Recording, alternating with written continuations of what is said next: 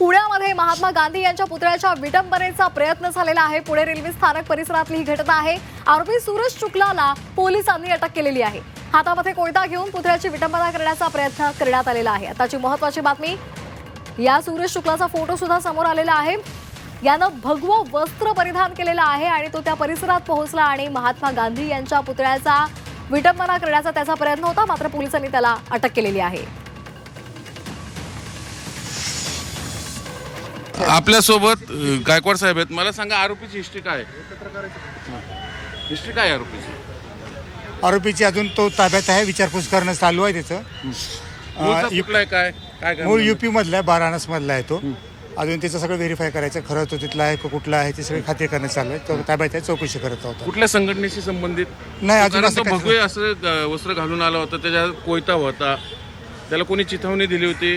नाही, तो तपासाचा भाग आहे, आणखी विचारपूस चालू आहे। त्याने असं सविस्तर काही सांगितलेलं नाही त्याचं। रुद्राक्ष माळा विकायचा कुंभमेळ्यात, नेमकं काय काय माहिती? बरोबर आहे, रुद्राक्ष विकायचं असं त्याचं म्हणणं आहे। ते रुद्राक्ष माळा विकत होतो, सध्या काही कामधंदा करत नाही असं म्हणत होतो। इथं कधीपासून राहत होतो?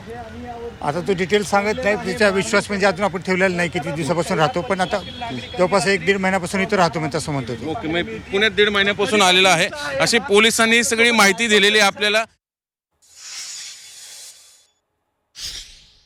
आणि या संदर्भात अधिक माहिती देत आहेत आमचे प्रतिनिधी चंद्रकांत पुंदे। चंद्रकांत, आपण पोलिसांशी बोललेला आहात, काय माहिती पोलिसांनी दिलेली आहे? पोलिसांचं म्हणणं आहे की सध्या तरी कुठल्या संघटनेशी संबंधित आहे का हे अद्याप तपासात समोर आलेलं नाही, पण भविष्यात ते पुढे येऊ शकतं। पण तो कुंभमेळ्यातनं फिरायचा आणि इकडं गेली 1.5 महिन्यात तो पुण्यात राहत होता। विश्रांतवाडी नावाचं उपनगर आहे या साईडला, पूर्व भागात, तिकडं तो राहायचा आणि तिकडं रुद्राक्ष माळा विकायचा, धार्मिक पुस्तकं विकायचा, भगवे वस्त्र घालून फिरायचा। तोच माथे फिरू काल रात्री 1:30 वाजता याच पुणे स्टेशन परिसरात आला आणि त्याच्या हातात कोयता होता आणि कोयत्याने बघा इकडं त्यांनी तोडलेला आहे फरशी। हा पुतळा बघा, त्याच्यावर पण एक वार केला। हा ब्रांचचा पुतळा आहे, त्यामुळे त्याला फार काही डॅमेज झालं नाही, पण खाली जो चौथरा आहे, चौथऱ्याची फरशी बघा त्यांनी फोडून टाकलेली आणि इथूनच त्यांनी हल्ला करण्याचा प्रयत्न केला। खरं तर महात्मा गांधी आपल्या सर्वांना माहिती आहे अहिंसेचं वैश्विक प्रतीक आहे, मग सातत्याने महात्मा गांधींच्या विचारावर का हल्ला केला जातो? आपल्याला माहिती आहे नथुराम गोडसेपासून ही गांधींचा द्वेष करणारी मंडळी ह्या समाजात आहेत, मग सातत्याने हे महात्मा गांधींना त्यांच्यासाठी हे सॉफ्ट टार्गेट आहे का? आपल्याला माहिती आहे महात्मा गांधीचे सर्व अनुयायी हे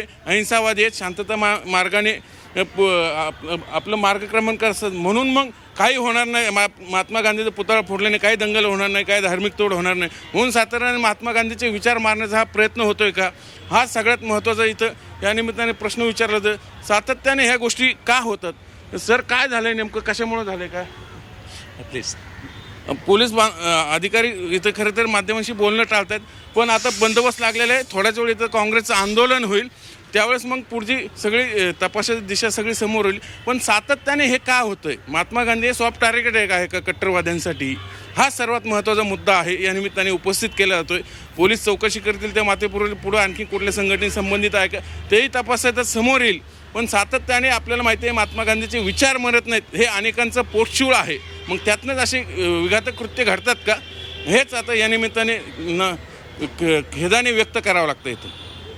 अगदी चंद्रकांत, दिलेल्या माहितीसाठी धन्यवाद। तर आपण पाहतोय माथे फिरू तिथे आलेला होता भगवं वस्त्र घालून आणि त्याने महात्मा गांधी यांच्या पुतळ्याचा विटंबना करण्याचा प्रयत्न केला, मात्र पोलिसांनी त्याला सध्या अटक केलेली आहे। त्याचा तपास सध्या केला जातोय। नेमका हा माथे फिरू कुठल्या संघटनेशी संस्थेशी संलग्न आहे का याचाही तपास आता केला जातोय। तसंच काँग्रेसकडून आंदोलन सुद्धा केलं जाणार आहे अशी सुद्धा माहिती आमच्यापर्यंत पोहोचलेली आहे।